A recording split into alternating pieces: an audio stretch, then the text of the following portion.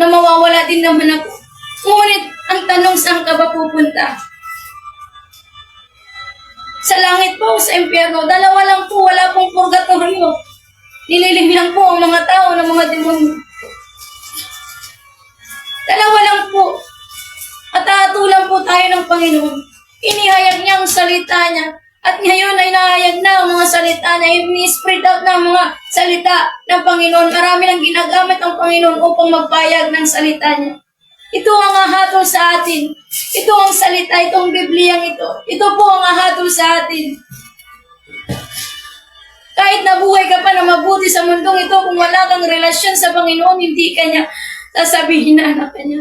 Hindi ka niya sasabihin na dumaan ka sa katuwiran. Kundi ang kalooban niya ay maglingkod, mabuhay sa nature niya, mabuhay kagaya niya, living like a Jesus. Kaya nga po ibinigay niya si Jesus at ang banal na Espiritu para manahan sa atin at magkaroon tayo ng bagong kalikasan, magkaroon tayo ng bagong buhay, at magkaroon tayo ng walang hanggan. Ngunit hindi po natin iyon mararanasan malibang hindi po tayo manampalataya at lumapit sa Kanya.